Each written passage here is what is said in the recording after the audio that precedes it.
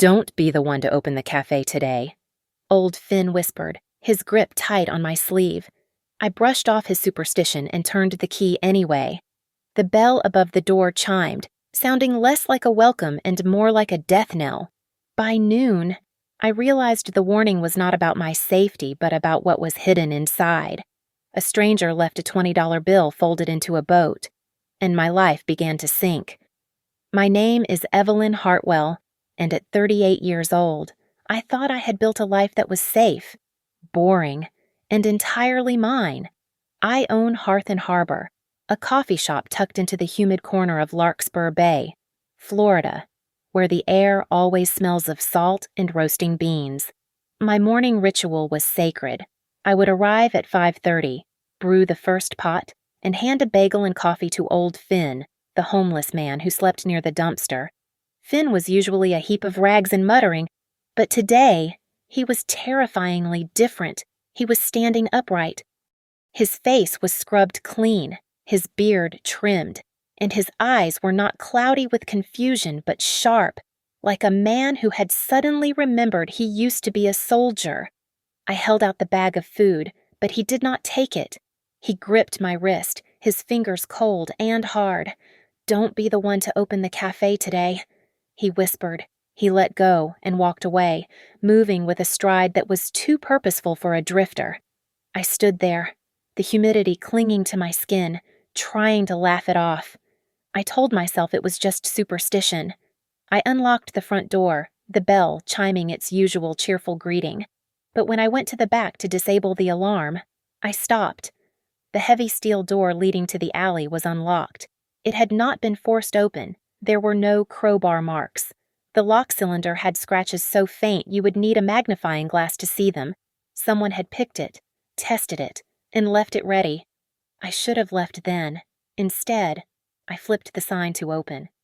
At 7:10, a man in a gray windbreaker walked in. I had never seen him before in a town where everyone knows everyone. He did not look at the menu. "Black coffee." "Evelyn," he said. I froze. I was not wearing my name tag. "Do I know you?" I asked, my hand hovering near the silent alarm button under the counter. He did not answer. He drank the coffee in 3 gulps, placed a $20 bill on the counter, and walked out. I picked up the money. He had folded it into an intricate origami boat. I unfolded it, my fingers trembling. Inside, scrawled in black ink, were 4 words, "Don't call the police." My phone buzzed in my apron pocket. I jumped. It was a text from Caleb, my husband, the man who usually sent me 3 emojis and a request for dinner ideas by this time. Caleb worked as an operations manager for Blue Grove Risk and Claims, a job that was mostly spreadsheets and boredom. "I will be late tonight. Do not wait up. No affection, no explanation." Just a sterile command. I typed a reply, asking if he was okay, but the message remained undelivered and never switched to read. I went into the storage room to busy my hands. That was when I saw it. Sitting among my usual bags of Colombian roast was a wooden crate I had not ordered. It was stamped with a shipping label from Seaside Commodities, but underneath the sticker was a faded Port Authority code. I touched the wood. It was damp, smelling of brackish water and diesel. This had not come from a coffee farm. It had come from the shipping containers down at the docks, the ones locals knew to avoid at night. I pulled my phone out to call my supplier, but the screen lit up before I could dial. A number I did not recognize. I declined it. Immediately, another number called, then another, then 5 more. My phone vibrated violently in my hand, a seizure of incoming calls from area codes all over the country. It lasted for exactly 2 minutes, a digital storm designed to drown out any outgoing signal. Then, as abruptly as it started, it stopped. Silence. The air in the shop felt heavy, pressurized.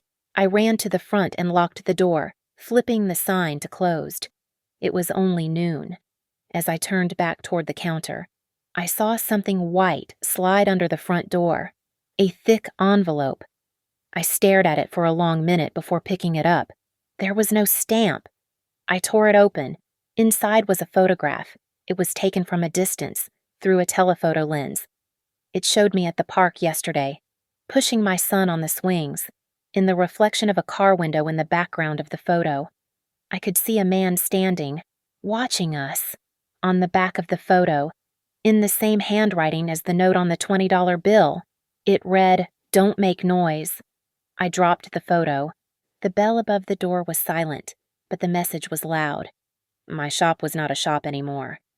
It was a drop point for something dangerous, and I was the only one who did not know the rules of the game. That evening was supposed to be a celebration of 10 years of marriage, but sitting across from Caleb at the Gilded Oyster felt more like a wake. He was wearing his good navy suit, the one I had ironed that morning, but the man inside it seemed hollowed out. He cut his steak with mechanical precision. He commented on the weather. He complimented my dress, but he did it with the flat, polite tone of a telemarketer reading from a script. There was no warmth in his eyes, only a glazed, distant panic that he was trying very hard to hide behind a napkin. I tried to reach for his hand across the white tablecloth. He moved his hand away instantly, picking up his water glass to avoid my touch. "Caleb," I said, trying to keep my voice steady. "You haven't heard a word I said about the shop. The lock. The strange package. Are you listening?" He looked at his watch. It was exactly 8:15. He put his fork down, wiped his mouth, and stood up. The movement was so abrupt that the silverware clattered against the china. "That was a lovely dinner." "Evelyn," he said, his voice loud enough for the tables nearby to hear, "truly. But now, I am going to go meet my lover." The air left my lungs.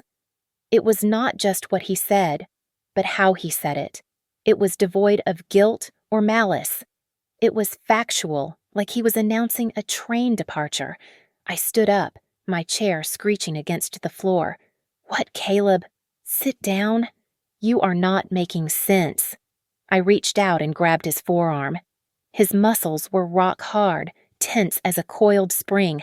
He leaned down, bringing his face close to mine. For a second, I thought he was going to kiss me or apologize. Instead, his eyes widened, and I saw a flash of terrifying desperation. "Don't touch me," he hissed, the words barely audible over the clinking of glasses around us. "You'll ruin everything." He yanked his arm free with enough force to make me stumble back. Then he turned and walked out of the restaurant without looking back once. He did not walk like a man rushing to a romantic tryst. He walked like a man marching to the gallows. I stood there, paralyzed. The restaurant manager, a young man who knew us by name, approached the table. He did not ask if I was okay. He looked at the unsigned bill on the table, then at me, with a heavy, pitiable gaze. It was a look that said he had seen this scene play out 100 times, and I was just another cliché. I'll take care of this. "Mrs. Hartwell," he said softly. I drove home with my hands shaking so hard I could barely grip the wheel. When I unlocked the front door, the house was silent. The babysitter had already put our son to bed and left a note on the counter. I ran past it, straight to the small study Caleb used for his work. The door was open.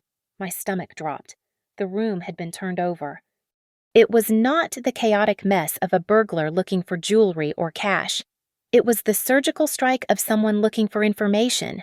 The drawers of the filing cabinet were pulled open, hanging like tongues. Our tax returns, birth certificates, and the deed to the house were scattered on the floor. But the expensive watch Caleb kept on the shelf was still there. The antique camera collection was untouched. I looked at the desk. His laptop was gone. My phone buzzed in my hand. I flinched, almost dropping it. It was a text from a blocked number. "Don't investigate. If you want to open the cafe tomorrow." I stared at the screen until it went dark. They were watching. They knew I was home. They knew about the shop.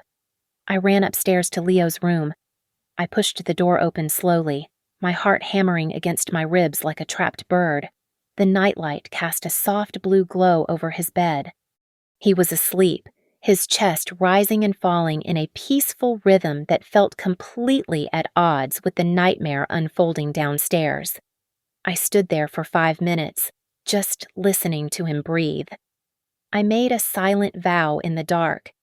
I would not be the weeping wife. I would not be the victim they expected to collapse. I went back downstairs to the kitchen island and pulled the envelope I had found at the shop out of my bag. I laid the photograph of me and Leo at the park under the bright halogen light. I had looked at it before with fear, but now I looked at it with scrutiny. I grabbed a magnifying glass from the junk drawer. I focused on the background of the image, specifically on the reflection in the window of a parked sedan behind the swings. There was a distortion, but I could make out a shape. It was a man. He was holding a camera with a long lens, standing perfectly still. He was wearing a tactical vest, not street clothes. This was not a jealous ex-girlfriend or a random creep. This was professional surveillance. I put the magnifying glass down. The tears that had been threatening to fall since the restaurant evaporated. I felt a cold clarity wash over me. Caleb was not leaving me for a woman. He was being extracted. Or he was running. I picked up the photo and slid it back into the envelope. I was not going to cry. I was not going to beg for answers he clearly could not give. If they wanted to play games with my family, I needed to learn the rules. I was going to collect the truth, piece by piece, until I had a weapon big enough to strike back. I treated the next morning not like a grieving wife, but like a market analyst. Before I owned a coffee shop, I spent 10 years in consumer behavior, learning that people are nothing more than patterns of predictable data. I stood behind the counter of Hearth and Harbor, wiping down the espresso machine, but my eyes were scanning the floor. I categorized every person who walked through the door. There were the regulars, who moved with muscle memory. There were the tourists, who looked at the menu board for too long. And then there were the watchers. I spotted 2 of them, a man in a blue utility cap who bought a medium drip coffee but never took a sip, and a woman with a laptop who had been sitting in the corner for 3 hours without typing a single word. They were not customers. They were data points in a surveillance grid. I left the shop in the hands of my assistant manager and drove to Blue Grove Risk and Claims. I needed to see where the rot started. I carried a box of Caleb's personal items I had grabbed from the house, a pathetic prop to justify my presence. As I walked past the break room, I heard voices raised slightly louder than necessary. It was Mason and Eddie, 2 of Caleb's colleagues who usually spent their time dodging work. "I am telling you, man," Mason said, leaning against the vending machine. "Caleb has been messy. He is all over Brielle Vance from PR. I saw them leaving together twice last week." Eddie shook his head, unwrapping a candy bar. "Always the quiet ones. Brielle is a firecracker, though." I stopped. They were not whispering. In a corporate office, gossip is currency, but you usually spend it in the shadows. They were broadcasting it. They wanted me to hear it. I walked out without confronting them. I sat in my car and pulled up my phone. Brielle Vance. I found her public social media profiles easily. Mason had said they left together last week. I cross-referenced the dates Caleb had come home late with Brielle's timeline. On Tuesday, when Caleb was supposedly with her, Brielle was live-streaming a charity gala for the company. I watched the archived video. There she was, holding a microphone, interviewing donors for 2 straight hours. On Thursday, when Caleb had meeting overruns, Brielle was geotagged at a conference in Atlanta, 500 miles away. "He is not sleeping with her," I muttered to myself, gripping the steering wheel. "It is a cover." I drove back to the shop, my mind racing. If the affair was a lie, then everything was a lie. I went straight to the back office and pulled up the security camera feeds on the main server. I scrolled back to yesterday morning, the moment right before Finn grabbed my arm. The time code ticked by smoothly until 6:15 in the morning. Then, the screen jumped. The timestamp skipped from 6:15 to 6:29. 14 minutes. I said aloud. 14 minutes of footage had been surgically removed. Not corrupted, deleted. A knock on the back door made me jump. It was Gary, my usual delivery driver from the logistics company. He looked harried, holding his electronic pad. "Hey, Evelyn," Gary said, wiping sweat from his forehead. "System is acting weird with your account this week. It keeps flagging your shop with a special receiving code. Port Authority priority." I froze. Port Authority Gary. I buy local beans. Nothing comes from the port. He shrugged. "I don't know what to tell you. The code is for hazardous or high-value bonded cargo. Someone added it to your profile manually. Just sign here." I signed, my hand numb. As soon as he left, I called my accountant, Linda. "Linda, check the recent deposits." Anything unusual, I heard the clicking of her keyboard over the line. "Funny you ask. A deposit cleared this morning. $5,000. It is labeled as a retainer from a vendor called Seaside Commodities. I thought you signed a new supplier deal." "I didn't," I said, my voice tight. "Send me the details. Seaside Commodities." I searched the name on my phone. It was a ghost. No website, no address. Just a registered agent in a strip mall in Delaware. It was a shell company. My phone buzzed. A text message. No ID. "Brielle is just bait. Fear the one you shook hands with." I stared at the screen. The one I shook hands with. My mind flashed through the last month. The gala I catered, the town council meetings. And then I saw her face. Marianne Ketteridge. She was the queen of Larkspur Bay. She ran the Coastal Preservation Charity. She was wealthy, loud, and commanded every room she entered. I remembered her coming into the shop 2 weeks ago. She had shaken my hand, her grip firm, her rings cold against my skin, and complimented my location. So close to the water, she had said. So convenient.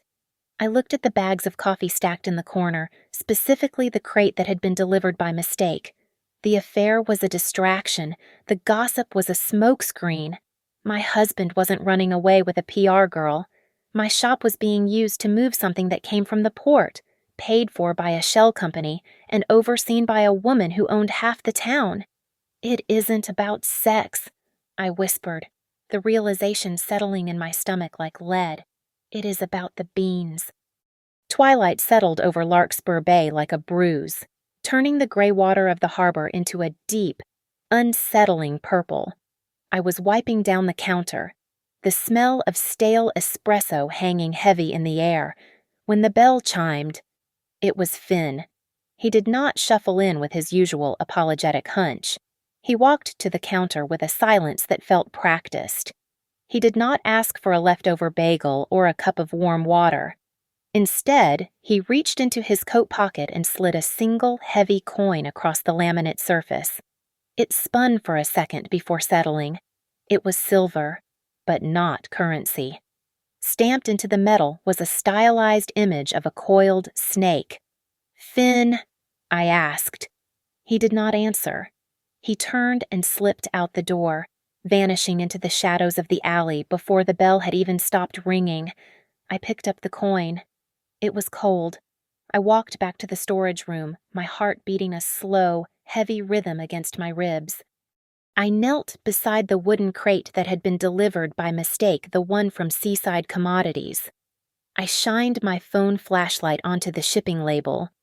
There, faded almost to invisibility behind the barcode, was the same symbol. A faint, black snake. This was not a mistake. This was a receipt. I made a decision. I grabbed the crate.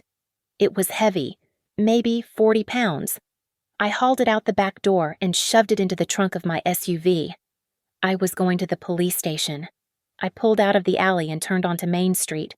2 blocks later, a pair of headlights appeared in my rearview mirror. A dark sedan. I turned right onto Ocean Avenue. The headlights followed. I turned right again on First Street. They followed.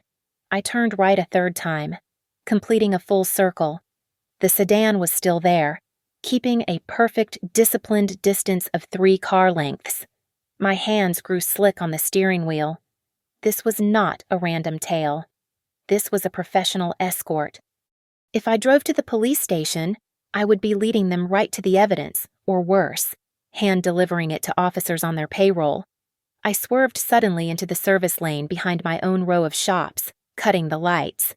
The sedan sped past on the main road, brake lights flaring for a second as they realized they had lost me, then continuing on. I dragged the crate back inside the shop, my breathing ragged. I locked the deadbolt. I engaged the floor latch. I turned off every light in the front, leaving only the dim safety bulb in the storage room. I grabbed a crowbar from the toolkit and pried the lid off the crate. The wood groaned, a sound that seemed deafening in the silence.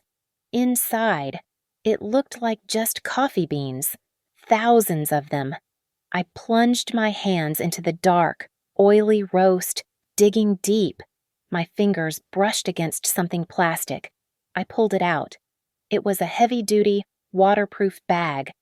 Inside was a black USB drive and a small, leather-bound notebook filled with handwritten shipping codes. Beep, beep, beep. The sound of the electronic keypad on the back door cut through the room. I froze. Someone was punching in numbers. They were not forcing the door. They were trying to unlock it. I killed the safety light, plunging the room into total darkness. I crouched behind the stack of flour sacks, clutching the waterproof bag to my chest. The smell of roasted coffee was suddenly suffocating, thick like gun smoke. Beep, beep, beep. Wrong code? Silence.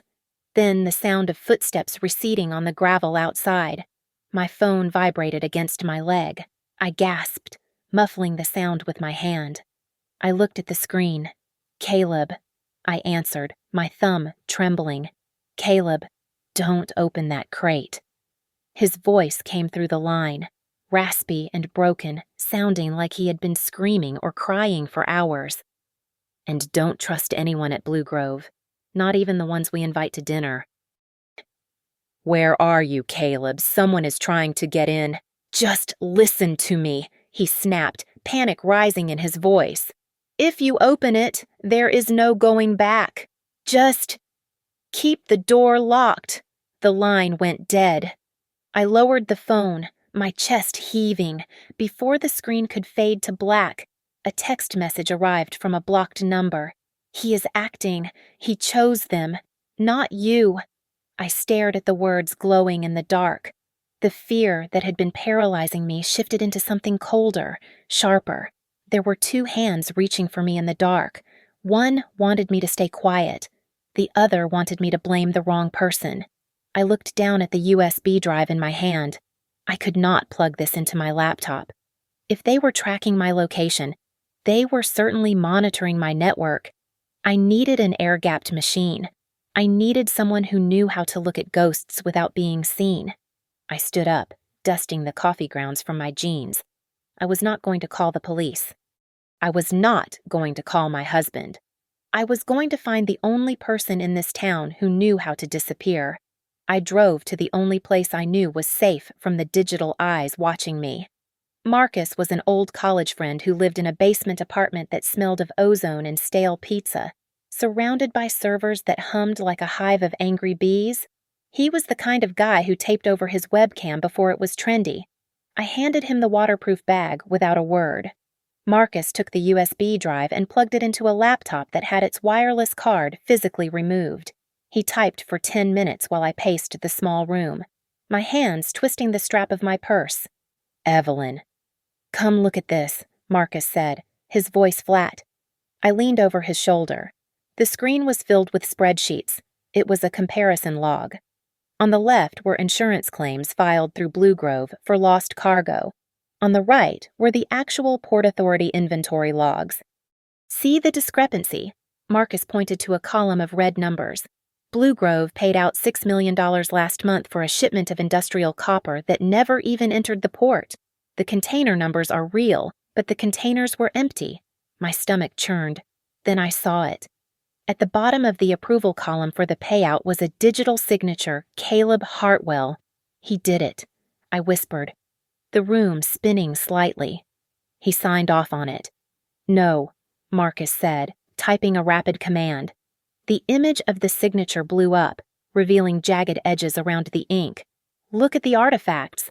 This wasn't signed with a stylus or a secure key. This is a bitmap image pasted onto a PDF. Someone didn't just forge his signature, they stole it. They are framing him. Evelyn, and they are doing a very good job of it. I left Marcus's apartment with the drive in my pocket and a new burner phone he had given me. A message was already waiting on it. It was a set of coordinates for the old fishing pier at the edge of town, and a time 4 a.m. I parked my car 3 blocks away and walked to the pier. The fog was thick, tasting of brine and rust. I kept my hand inside my coat pocket, gripping the pepper spray I had bought at a gas station. A figure was standing at the end of the wooden planks, looking out at the black water. "Finn," I called out, my voice swallowed by the mist. The figure turned. I took a step back. It was Finn, but it wasn't. The grime was gone. His posture was not the stoop of a man beaten down by life, but the rigid, balanced stance of someone trained to fight. He was wearing a dark peacoat, and his eyes were clear, sharp, and terrifyingly intelligent. "You're not homeless," I said, the realization hitting me harder than the cold wind. "Best camouflage in the world," Finn said. His voice was different too. The rasp was gone, replaced by a smooth, clipped baritone. "Nobody looks at the beggar. Nobody fears the guy digging in the trash for a half-eaten bagel. I see everything because nobody thinks I am worth watching. Who are you? I used to be an investigator, forensic accounting, until I found something I wasn't supposed to, and my agency burned me to protect a client. I have been tracking this network for 3 years. He walked toward me, and for the first time, I didn't feel pity for him. I felt small. "Why my shop, Finn? Why me?" "Because you are kind." "Evelyn," he said, and the compliment sounded like an insult. "You are the nice lady who feeds the stray cats. You follow the rules. You pay your taxes. You are the perfect cover. Who would suspect the sweet woman at Hearth and Harbor is running a drop point for a smuggling ring? They chose you because they thought you were weak. They thought you would be easy to scare into silence." I felt a flash of anger cut through my fear. They were wrong. "We'll see," Finn said. "But you are looking in the wrong direction. You think this is just about some guys at the port? They are just the muscle. The brain is Marianne Ketteridge." I gasped. "Marianne. She runs the Children's Coastal Fund." "Exactly." Finn nodded. "A charity that moves millions of dollars in donations. Perfect for washing dirty money from insurance fraud. She takes the payout from Blue Grove, filters it through the charity as anonymous donations, and cleans it for the syndicate." "And Caleb?" I asked, my voice trembling. Is he one of them?" Finn looked at me, his expression unreadable. "Your husband isn't the boss, Evelyn. But he isn't innocent either. He signed something. Maybe he was tricked at first, or maybe they found a pressure point to make him comply. But once you sign, you belong to them." He handed me a small piece of paper. "Go home. Don't go to the shop today." I drove back toward my house as the sun began to bleed through the gray sky. My route took me past the cafe. I slowed down. Standing across the street, huddled in the doorway of the dry cleaners, were 2 men. They were wearing hoodies, but I recognized the way they stood. I recognized the shoes. It was Mason and Eddie from Caleb's office. They weren't smoking. They were watching my front door. I gripped the steering wheel until my knuckles turned white. The affair with Brielle, the rumors, the loud gossip in the break room, it was all a production, a play put on to distract me while they dismantled my life. Caleb hadn't left me for another woman. He had been taken hostage by a conspiracy that was currently standing on my street corner.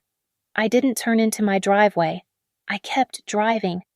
If they thought I was the weak, nice, oblivious owner of a coffee shop, I was going to let them believe it, at least until I was ready to burn their whole stage down.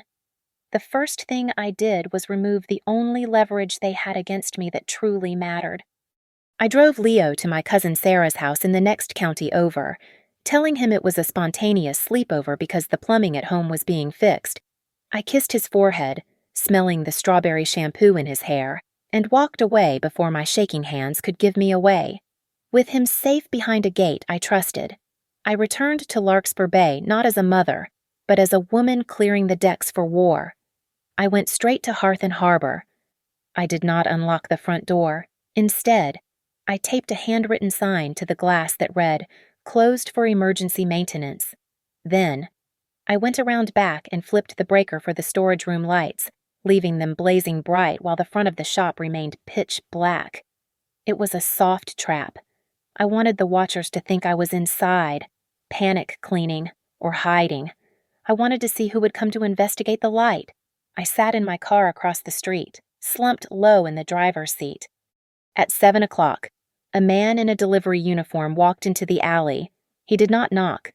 He slid a cream-colored envelope through the gap in the back door and vanished. I waited 10 minutes before retrieving it. It was heavy, textured cardstock, an invitation to the annual Coastal Preservation Gala happening that very night. Scribbled across the embossed logo in black marker were 3 words, "Come." Alone. I went home and put on a black dress that I usually saved for funerals. It felt appropriate. The gala was held at the Yacht Club, a place that smelled of old money and salt water. I walked in with my head down, playing the role they expected of me, the small-town shopkeeper, the wife who didn't know her place. I took a glass of champagne I had no intention of drinking and stood near a pillar. Marianne Ketteridge held court in the center of the room.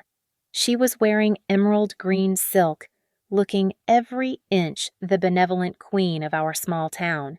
She spotted me instantly. She did not frown. She smiled, a predatory baring of teeth that didn't reach her eyes, and glided over. "Evelyn," she purred, her voice low and resonant. "I was surprised to see you here, given the turbulence at home. I just wanted to support the cause." "Marianne," I said, keeping my voice small. She leaned in, bringing the scent of expensive lilies with her. "You are a sweet girl, Evelyn, but Larkspur Bay is a small place. Secrets don't live long here, and neither do people who dig up old graves." She patted my arm, a gesture that looked affectionate to the room but felt like a slap, and walked away. That was when I saw him. Caleb. He was standing near the terrace doors. He wasn't with a woman. He wasn't holding a drink. He was standing with his hands clasped behind his back, flanked by 2 men in suits who stood just a little too close to be friends. He looked gray, his eyes darting around the room with the frantic energy of a trapped animal. He wasn't a man enjoying an illicit affair. He was a man waiting for sentencing. I took a step toward him, but a hand clamped onto my wrist and yanked me into the shadows of the coat check corridor. I spun around, ready to scream. It was Brielle Vance. The woman who was supposedly sleeping with my husband looked like she hadn't slept in a week. Her makeup was smudged, and her hands were trembling so hard her bracelets rattled. "Don't go over there," Brielle hissed, her eyes wide with terror. "They are watching his every breath." "You," I said, pulling my arm back. "You are the one ruining my marriage."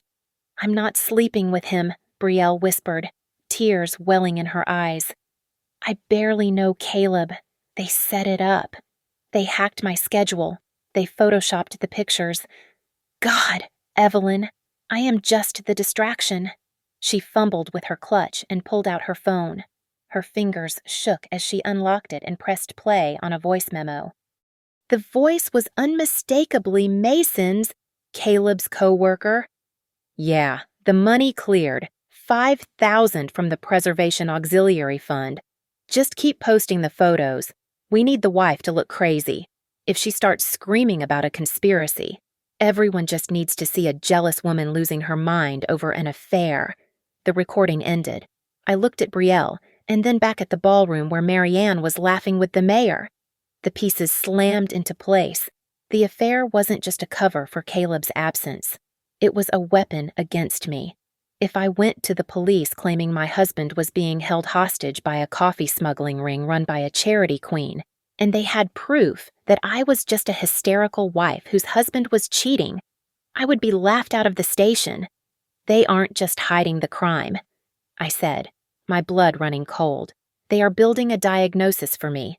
I looked at Brielle. Send me that file. Now. I turned back to the room. I wasn't the small shopkeeper anymore. I was the only person in the room who knew exactly what the play was. And I was about to rewrite the ending. I bypassed the night security team at Blue Grove Risk and Claims by using the one thing corporate gatekeepers fear more than a security breach, a public relations disaster. I told the head guard that I had evidence linking the Coastal Preservation Fund to a federal money laundering inquiry, and that I would be taking it to the press in 1 hour if Victor Halden did not see me. 5 minutes later, the heavy oak doors to the CEO's office swung open. Victor Halden did not look like a mastermind. He looked like a man who was slowly being crushed by the weight of his own suit. His skin was gray, and there were dark, bruised circles under his eyes that spoke of insomnia and scotch. He stood by the window, looking out at the parking lot, his shoulders slumped. "Mrs. Hartwell," he said without turning around. "I assumed you would come eventually. Although I expected you to be screaming, I am done screaming," I said. I walked to his desk and laid out my hand. First, the waterproof bag with the USB drive containing the ghost inventory logs. Next, the printed analysis of Caleb's digital signature showing the pixelation artifacts of a forgery. Finally, I placed my phone on the mahogany surface and played the recording Brielle had given me. Mason's voice filled the silent, air-conditioned room, discussing the bribe money from the charity. Victor listened to the whole thing. He did not get angry. He did not call security. He simply walked over to his chair and collapsed into it, the air leaving his lungs in a long, rattling sigh. "It wasn't supposed to go this far," he whispered, rubbing his temples. "It was supposed to be a few shipments, just enough to cover the interest."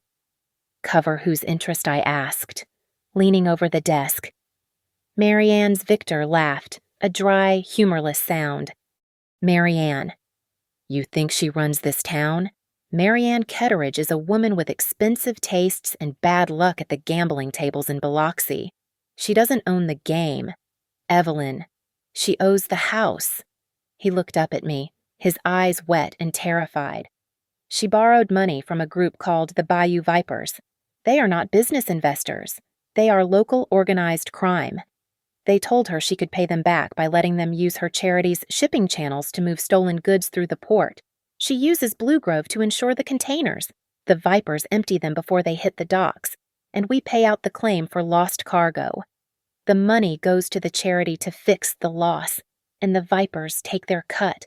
And Caleb," I asked, my voice trembling with suppressed rage, "why my husband?"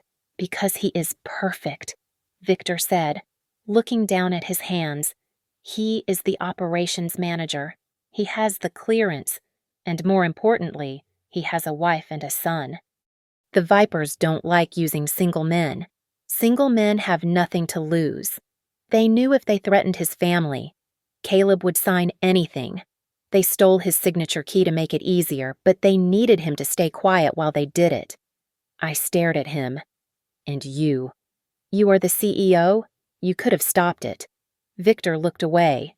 "I thought it was just numbers. I thought if I looked the other way for a few quarters, the stock price would hold, and they would leave. By the time I realized they were never leaving, I was an accomplice." He opened his drawer and pulled out a bottle of antacids, chewing 2 of them rapidly. "You need to be careful." "Evelyn, you think you are investigating, but you are being herded. That anonymous texter, the one sending you clues. How do you know about that?" I asked, "Because the messages are coming from inside this building," Victor said. "Someone is playing both sides. They are helping you just enough to make you dangerous to Marianne, but leading you into a trap where you will take the fall. They want you to destroy the current structure so they can take over the vacuum." I stepped back, my head spinning. I was not fighting one enemy. I was standing in the middle of a toxic triangle. The Bayou Vipers wanted their money. Marianne wanted to save her reputation. Victor wanted to save his skin. And Caleb was the bridge they had all decided to burn. My phone buzzed in my pocket. It was late, almost 11 at night. I looked at the screen. It was the anonymous number again. Go to the Riverside Freight Depot, Bay 4, if you want to hear your husband speak the truth. I looked at Victor. He had his head in his hands. He was useless. I was the only one left who could pull Caleb out of the fire. I turned and walked out of the office, knowing that I was walking straight into the dark heart of the lie. The Riverside Freight Depot was a graveyard of rusted metal and shipping containers, looming against the black sky like the ribs of a leviathan. I did not park close. I left my car a mile away behind an abandoned gas station and walked the rest of the distance in the shadows, sticking to the gravel path that ran parallel to the train tracks. I was not here to be a hero. I was not armed with a gun. I was armed with a cloud-backed audio recorder on my phone and a desperate need to know why my life had been set on fire. I slipped through a gap in the chain-link fence and found a vantage point behind a stack of empty pallets. Bay 4 was lit by a single high-wattage floodlight that turned everything beneath it into a stark, colorless stage. A black SUV pulled up. The doors opened, and my heart stopped. Caleb stepped out. He was not bound. There was no bag over his head. He was not being shoved or dragged. He walked toward the center of the bay with his head down, his shoulders hunched, looking less like a hostage and more like a man walking into a performance review he knew he would fail. 2 men stood on either side of him, not touching him, just guiding him with their presence. It was a summons, not a kidnapping. A man was waiting for him. He sat on a metal folding chair, wearing a raincoat that looked expensive. He didn't stand up. "I can't do it anymore," Caleb said, his voice carrying over the hum of the distant highway. "I can't continue to lie to my wife. She knows something is wrong. She is asking questions I can't answer." The words hit me like a physical blow. For days, I had convinced myself he was being forced to lie, that he was trying to signal me, but hearing him say it that the lying was an active choice, a burden he was tired of carrying, shattered the last illusion I had of our partnership. The man in the raincoat stood up slowly. "You stop lying when we tell you to stop. If she finds out the shop is the hub, everything blows up. That cafe isn't just a drop point. Caleb, it is the only blind spot in the Port Authority's grid. We lose the shop. We lose the route." I pressed my hand over my mouth. My cafe. My sanctuary. It wasn't just a place they used once. It was the structural foundation of their entire operation. Then, the back door of the SUV opened again. One of the guards dragged someone out. It was Finn. Finn wasn't walking freely. His hands were zip-tied behind his back, and there was a fresh cut on his cheekbone. But he wasn't begging. He was glaring. They shoved him to his knees next to Caleb. He was feeding her information, the man in the raincoat said, nudging Finn with his boot. We found him sniffing around at the servers. "Let's be reasonable here," a new voice echoed from the shadows. I watched as Victor Halden stepped into the light, the CEO of Blue Grove. I had just left his office thinking he was a broken man, a coward caught in the middle. But as he walked toward the group, his stride was steady. He wasn't here to save Caleb. "We can contain this," Victor said, smoothing his tie. "The wife is a problem." "Yes, but she is just a shopkeeper. If we offer her a settlement, a large payout from the insurance fund, she will take it. Everyone has a price." Victor was negotiating. He was selling me out to save his own neck. I scanned the perimeter. There was no sign of Marianne Ketteridge. Of course not. She was likely sitting in her penthouse, sipping wine, letting these men stand in the mud and risk prison while she kept her hands pristine. She controlled the board, but she never touched the pieces. The man in the raincoat turned away from Victor and looked straight at the stack of pallets where I was hiding. "Come out! Evelyn!" he shouted, his voice bored. "We saw you cross the perimeter fence 10 minutes ago." "It is time you heard the full version of the story." My blood ran cold. They had been watching me the entire time. I was never hiding. I was just waiting for my cue. I saw Caleb's head snap up. He looked toward the darkness, his face twisting in horror. "Evelyn, run!" he screamed. But I did not run. Running would make me pray. I stood up. I smoothed my coat. I walked out from behind the pallets and stepped into the harsh glare of the floodlight. I looked at the men who had turned my life into a game of chess. I looked at Victor, the traitor. I looked at Caleb, the liar. And I looked at Finn, the bait. I stopped 10 feet away from them. I didn't shake. I didn't cry. "I have the drive," I said, my voice steady and loud. "I have the original logs. I have the audio of your bribes. And I have a dead man switch set up on a server that will email all of it to the FBI field office in Miami in exactly 20 minutes if I don't enter a code." The man in the raincoat narrowed his eyes. "I have what you need," I continued, staring him down. "But I am not a pawn, and I am done being played." I stepped closer to the light, letting the glare wash over me. I did not scream. I did not plead.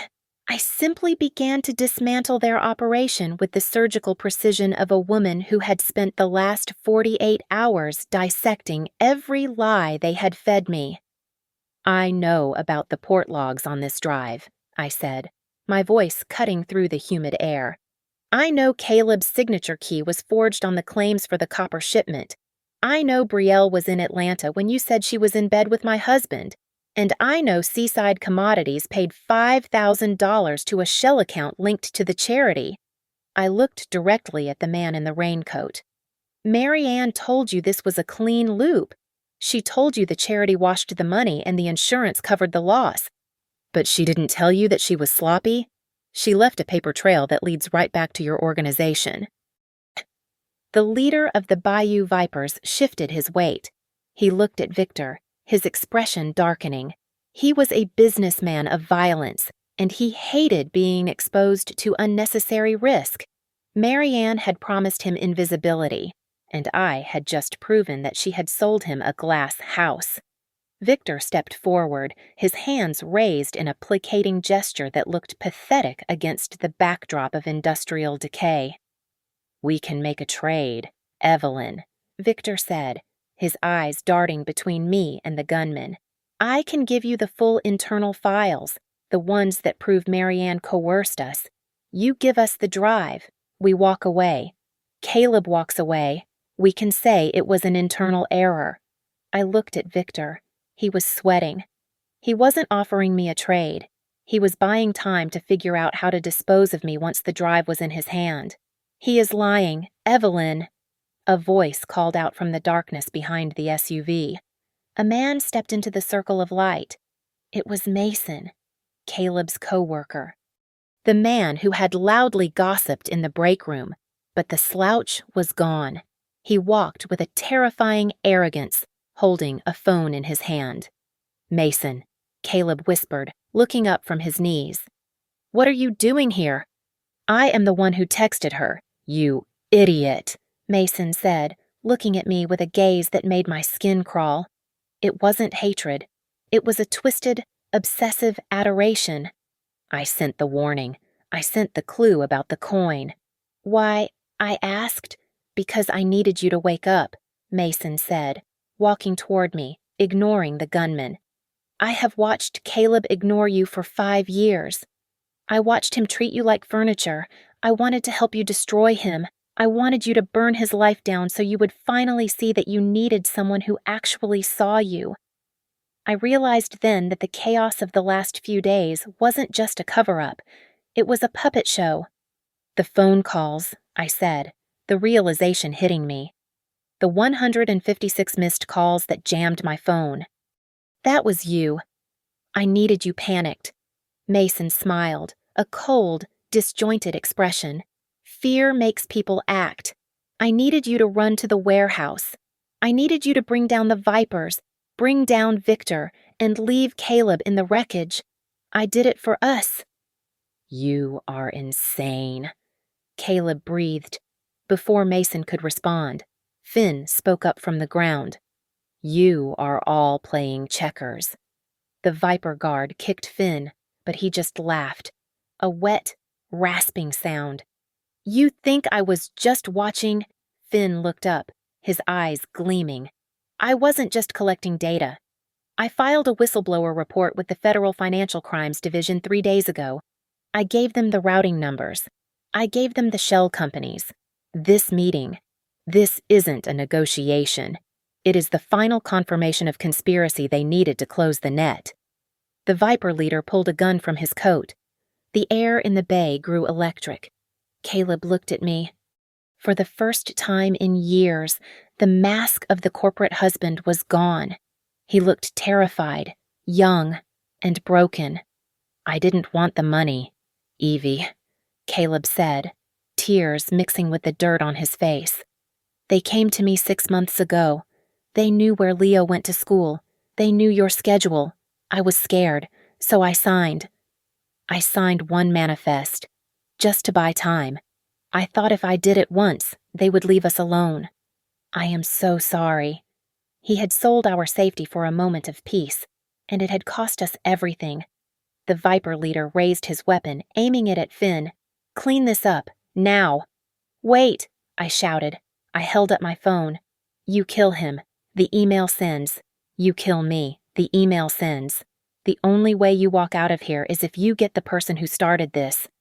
The leader paused. What do you want?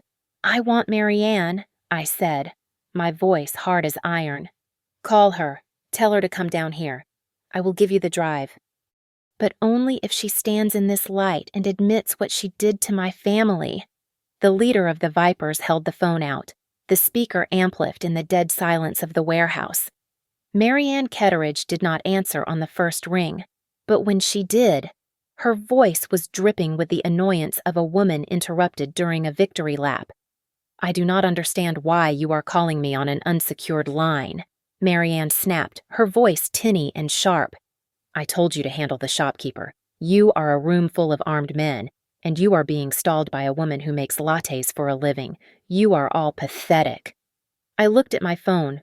I had a text thread open with Brielle Vance, who was standing at the audio-visual booth back at the gala. I typed a single word, now. We need you here. Marianne, the Viper leader said, his eyes on me. She has the logs. Then take them. Marianne laughed, a cruel, ugly sound. Burn the place down if you have to.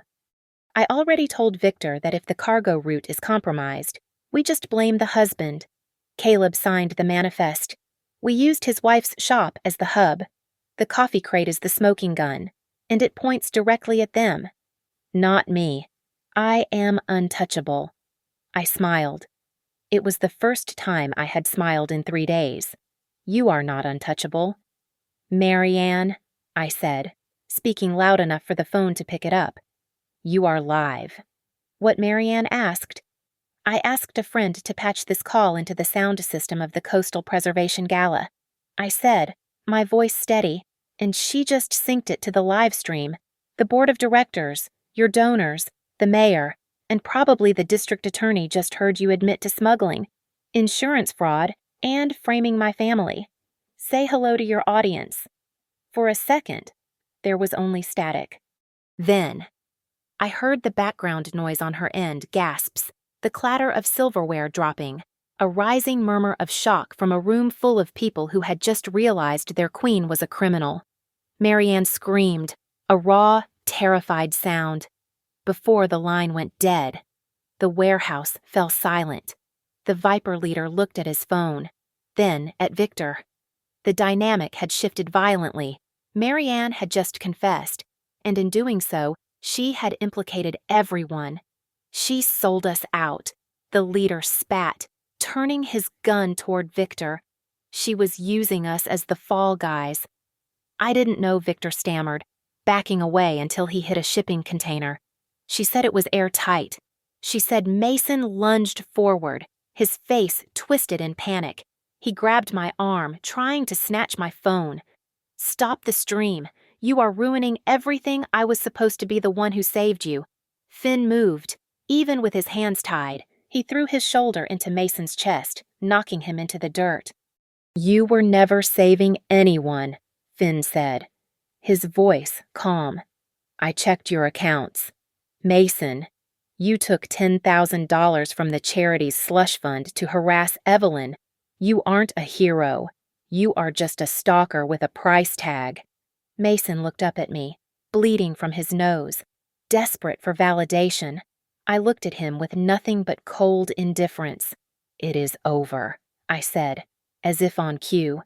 The heavy thud of helicopter rotors cut through the air above us. Floodlights from the sky blinded the men in the warehouse. Sirens wailed from the perimeter fence. Finn hadn't just called the local police. He had brought down the federal hammer. The tactical teams moved in with a speed that made violence unnecessary. The Vipers dropped their weapons. Victor fell to his knees, weeping. Mason was dragged away, still screaming that he did it for me. In the chaos, I walked over to Caleb. He was standing alone, shivering slightly. He looked at me, waiting for me to hug him, to tell him we survived. I stayed 3 feet away. "Evie, he started reaching out. Don't," I said. "I did it to protect us." He choked out. "I was so scared they would hurt you or Leo. I had to be silent. I looked at the husband I had loved for a decade, and I saw a stranger. You chose silence to protect the family," I said, my voice breaking for the first time. "But silence is also a kind of betrayal. You let me think I was crazy. You let me think you were leaving me. You didn't trust me enough to fight with me. You just managed me." I turned my back on him as the officers moved in to take his statement. He wasn't being arrested in handcuffs like the others, but he was not coming home with me. The aftermath was swift and brutal. Marianne Ketteridge was arrested in her emerald gown. The footage of her being led away playing on every news channel in the state. Victor Halden turned state's witness and lost everything. The Bayou Vipers were dismantled, their funding cut off by the frozen charity accounts. I did not sell the shop. I kept it. But things changed. Caleb moved into an apartment downtown while his lawyers navigated his plea deal for cooperation. We were in therapy, but I made no promises about the future. Trust is a glass house. Once shattered, you can glue it back together. But you will always see the cracks. One morning, 2 weeks later, I arrived at Hearth and Harbor to open up. Sitting on the bench outside was Finn.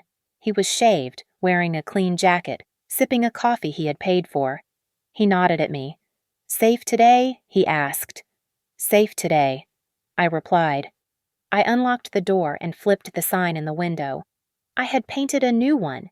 It didn't just say, "Open." It read, "Open, but we're watching you." I realized then that the best revenge wasn't burning their world down. It was refusing to let them turn off the lights. I had forced them to live in the truth, and that was a punishment far worse than any prison. Thank you so much for listening to this story. I hope you enjoyed this journey of secrets and justice. Please leave a comment below telling me where you are listening from. I love reading about all the different places our community calls home. If you want to support the channel, please subscribe to Mia Revenge Stories. Hit that like button and smash the hype button to help this story reach even more people. See you in the next one.